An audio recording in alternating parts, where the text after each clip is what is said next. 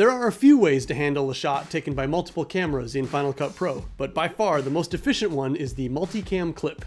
My name is Nicholas Johnson, and this is the Space Warehouse.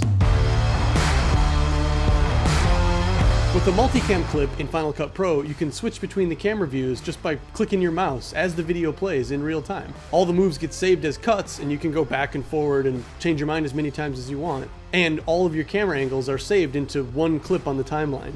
Here's how you set it up. All these files are one shot from different camera angles of the same shot. So you just drag them all over, into the browser. If I'm being careful about this, I like to keep each shot. I like to get the shots that have a multicam shot separated into one folder so you can drag them all over at one time, because if you have a bunch of other files here in the browser, it's going to be hard to find the ones that correspond with each other. But if you drag them all over at the same time, they're all selected. So then you can just right click on any one of them and say new multicam clip. This is the cupcake fireball. You can leave all these settings on automatic. Oh, but make sure it's checked for use audio for synchronization. That's important.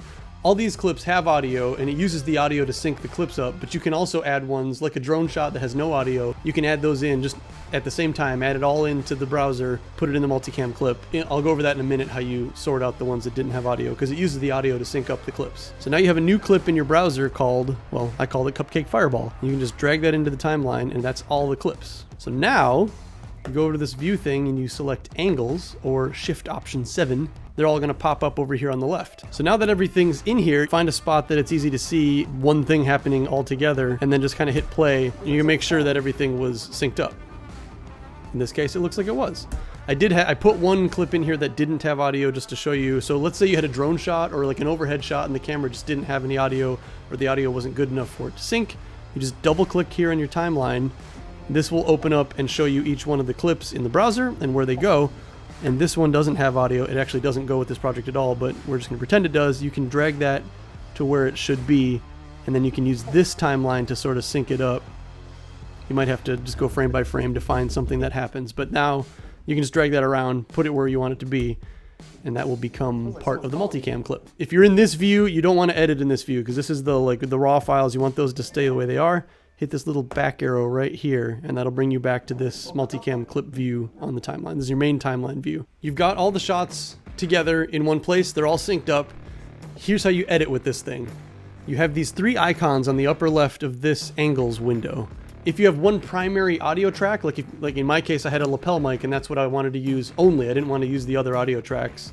You select this waveform icon, and that's going to change which track's audio is playing. So that's my lapel mic. That's going to play audio. And then if you go to this film strip icon, when you do the switching, it's only going to switch video. It's going to keep the audio on that box that's green. So you can just hit play on the video, and now with this film strip selected, when you click on a different box, it'll just switch to the different view. You can just play it like it's a live broadcast, and you can switch between the views.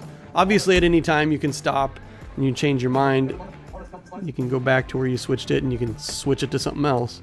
So you could do this frame by frame if you wanted to. You can just play it live if you want to. But as long as you have this one selected, it's only going to switch the camera view when you click on something. If your different video sources have all their own audio and it's all good audio and you want to use it all, then this icon on the left that has the film strip and the waveform will switch between the camera and the audio. Camera and the audio, camera and the audio. If you have more than one audio source that you want to be present the whole time throughout the whole video, let's say if you have two lapel mics because you had two people that were in the video, you select your multicam clip in the timeline, head on over to the inspector and go to the audio tab. This list is each one of your sources, audio and video. So this was my lapel mic, and this is my Sony camera. If this was two lapel mics, I could select both of those. You'll see now one turned yellow, one turned green. They both have audio playing.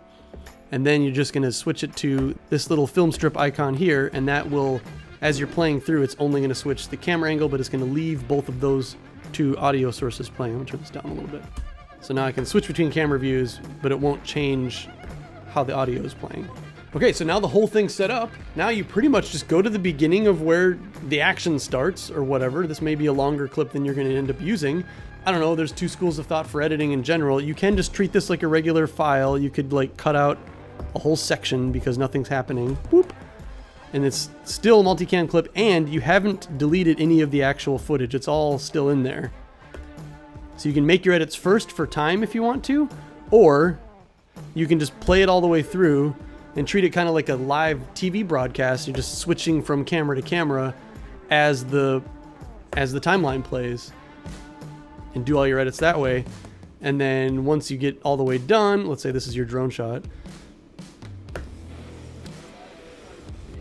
Once you're done with all that, now you can go back down into your timeline, and each of these little edits will be a separate, it'll act like a separate file. Yeah, you could just cut that part out. And if you click on where one of the cuts was, you can even change where the cut was without actually cutting any part out of the video. You can just change where the camera change happened, or you can make your own blade cuts and chop out little bits and then do that to make your video shorter.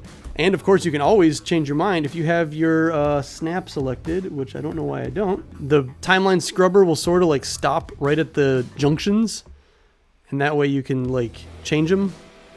So if you stop right on a junction, you can switch to this camera view, and that will change the way that one, if you watch it back and you don't like what you did, yeah, you can go back and you can switch which camera you cut to. And so now, after you've watched through the whole thing, just go back and make cuts and edits like you would if you had taken the time to individually put all these clips together. So just for reference, I'm using a 2019 16-inch MacBook Pro. I'll put this up on the screen really quick. This version. So if you have this computer, you can be totally confident that Multicam Clips works, and they'll play in real time. I'm not using proxy files. This clip and this clip are both in 4K. This one's off a GoPro, so it's in 1080, and this one, I don't actually know.